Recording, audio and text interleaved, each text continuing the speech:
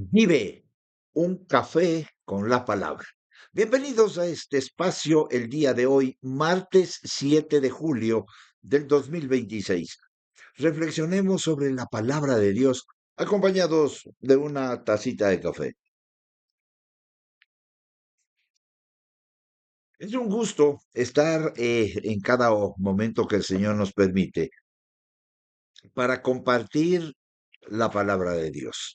En el libro de Gálatas, en el capítulo 1, versículos del 3 al 5, dice la palabra: gracia y paz sean a vosotros, de Dios el Padre y de nuestro Señor Jesucristo, el cual se dio a sí mismo por nuestros pecados, para librarnos del presente siglo malo, conforme a la voluntad de nuestro Dios y Padre, a quien sea la gloria por los siglos de los siglos. Amén. Este texto, en el capítulo 1 de esta carta de Gálatas, pues habla del Evangelio de la gracia libres en Cristo.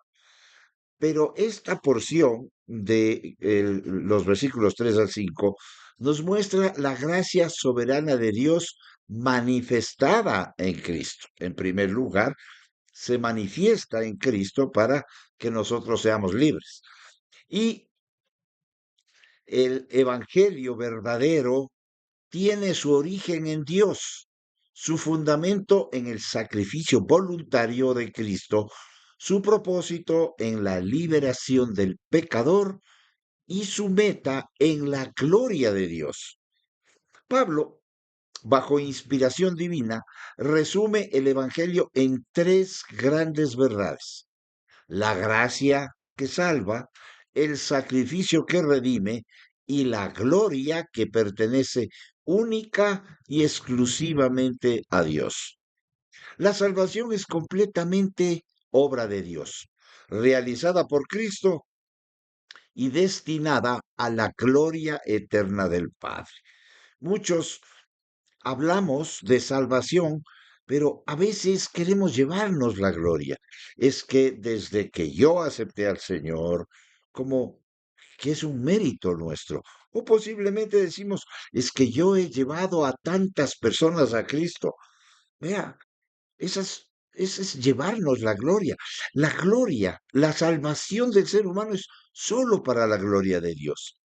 La carta de los Gálatas fue escrita para defender el Evangelio de la gracia frente a los judaizantes, quienes afirmaban que la fe en Cristo debía complementarse con la observancia de la ley mosaica. Antes de confrontar el error, Dios, a través del apóstol Pablo, recuerda la esencia del Evangelio. Todo verdadero avivamiento comienza cuando la iglesia vuelve a contemplar la grandeza del Evangelio. Estos tres versículos constituyen un resumen magistral del Evangelio. El mayor peligro para la iglesia no siempre es negar el Evangelio, sino alterarlo, añadir cualquier requisito humano a la obra perfecta de Cristo destruye la esencia de la gracia. Debemos siempre considerar que la gracia y paz de la que habla la palabra nos muestra la esencia de lo que es la paz verdadera dada por nuestro Dios. La gracia que produce paz. El Evangelio comienza con Dios. La gracia no es recompensa, es favor inmerecido. La paz con Dios únicamente puede existir porque Cristo quitó nuestra culpa. Toda seguridad espiritual descansa en la gracia, nunca en méritos personales. No podemos decir es que yo dejo de hacer esto o aquello y uno se carga de culpa porque no ha hecho esto. Miren, debemos ser obedientes. ¿Qué sucede cuando yo no he hecho algo? Bueno, me arrepiento, pido perdón al Señor y enmiendo, pero yo no puedo decir es que no he hecho nada. No, eso, eso no me va a quitar a mí la salvación. La recompensa, sí. Y entonces comienzo a hacerlo. Recordemos la siembra y la cosecha. Quiero cosechar bien, pues voy a sembrar ahora, no me voy a preocupar lo que sembré. Voy a cambiar desde hoy, pero no llevar una culpa, porque Cristo ya pagó la culpa. El sacrificio que produce libertad. Tres grandes doctrinas aparecen aquí. En primer lugar, Cristo se entregó voluntariamente. No fue obligado, fue obediente hasta la muerte. Él puso su vida por nosotros. Cristo murió sustitutivamente, murió por nuestros pecados, el castigo cayó sobre él.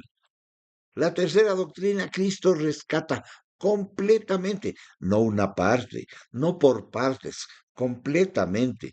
No solamente perdona, libera del dominio del pecado.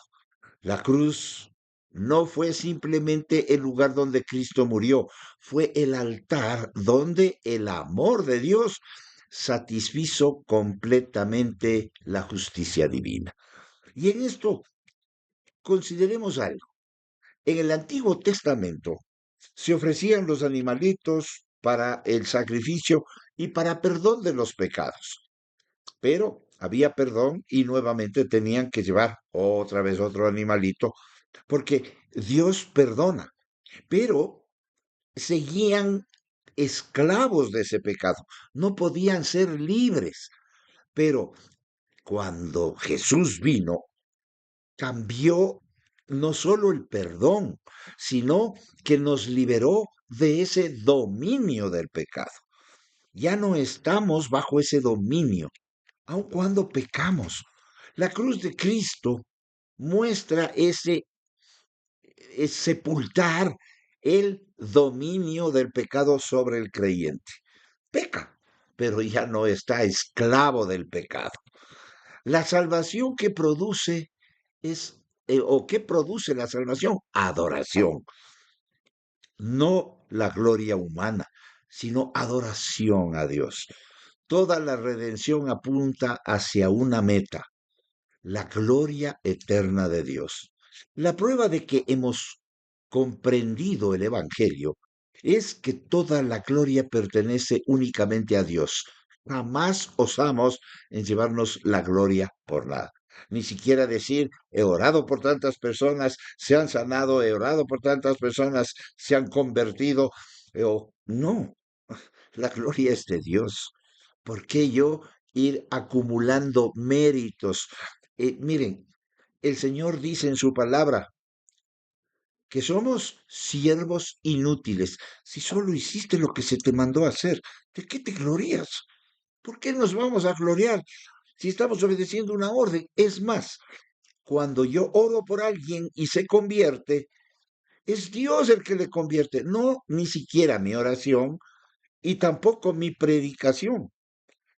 Cuando anunciamos el Evangelio, abrimos una puerta, pero es Dios el que le salva a la persona, no nuestra predicación. Somos obedientes en predicar el Evangelio porque solo la palabra de Dios puede salvar a una persona, pero no es porque yo la predique, sino porque Dios obra en salvación en esa persona. El creyente vive para exaltar a Cristo. Veamos las doctrinas principales en este texto. La gracia soberana primero. La salvación comienza en Dios, no nace en el esfuerzo humano. En segundo lugar, la sustitución penal. Cristo recibió el castigo que nosotros merecíamos. Él pagó nuestra deuda, nuestra culpa. En tercer lugar, la redención. El creyente es rescatado del dominio del pecado. En cuarto lugar, la soberanía divina. Todo ocurrió conforme al propósito eterno de Dios. Nada es casualidad, nada es momentáneo y peor que algo sorprenda a Dios. La quinta doctrina, o el quinto principio, diríamos, la gloria de Dios. El fin supremo de la salvación es glorificar al Señor. Se dice que durante una epidemia, un médico decidió entrar voluntariamente a una zona infectada para rescatar a varios niños atrapados. Sabía que el costo sería su propia vida, pero eligió sacrificarse para librarlos de una muerte segura. De manera infinitamente superior, Cristo entró en un mundo dominado por el pecado, en un pozo, podríamos decir, lleno de pecado, de inmundicia, de estiércol. No fue sorprendido por la cruz, caminó deliberadamente hacia ella. Su muerte no fue una derrota, sino el medio establecido por Dios para rescatar a su pueblo y reconciliarlo consigo mismo.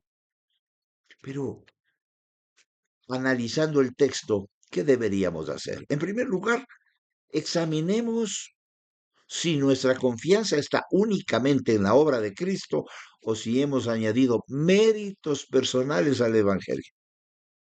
En segundo lugar, vivamos como alguien que ha sido rescatado del presente siglo malo.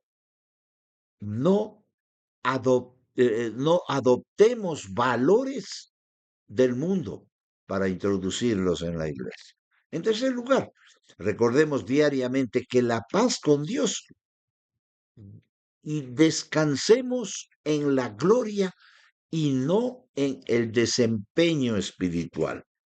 En cuarto lugar, hagamos de la gloria de Dios el propósito de cada decisión, cada ministerio y cada relación.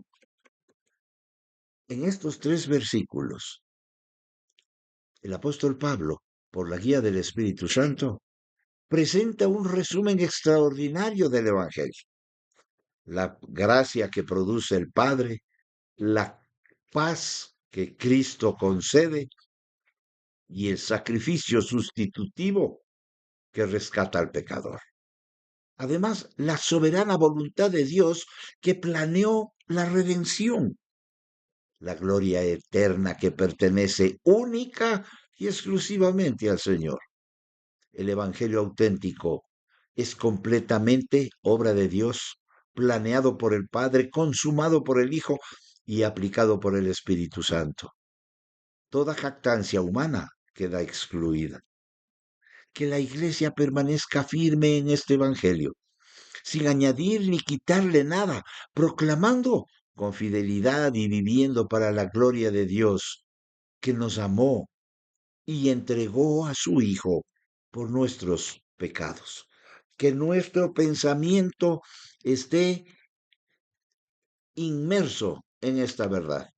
Tres versículos que nos ayudan a entender y vivir plenamente anhelando la santidad. Que el Señor les bendiga y será hasta la próxima. Vive un café con la palabra, si así el Señor lo permite. Hasta pronto.